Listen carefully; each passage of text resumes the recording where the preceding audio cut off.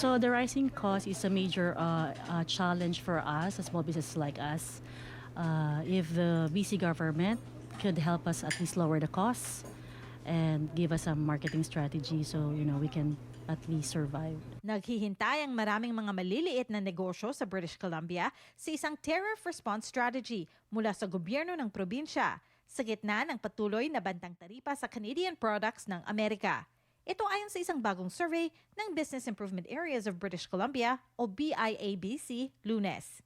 Si Rika Miemban ay isang restaurant manager sa Vancouver. Aniya napapansin ng mga may-ari ng mga restaurant sa syudad na tumataas ang presyo ng mga sariwang produkto. So last year po, usually nagtaas ang prices natin sa mga suppliers like 3 to 5 times in a year.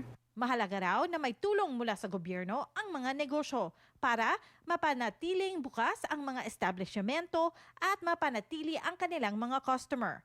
Kadalasan daw kasi sinasalo ng mga negosyo ang gastusin para di ito maipasa sa mga mamimili. Ang company ang nag-absorb ng yung price increase, meaning to say, kahit po nagtaas ang mga supplies natin, hindi po tayo nagtataas ng presyo para hindi po mahirapan ang mga consumers natin. Ang survey sinagutan ng higit 200 mga negosyante sa BC.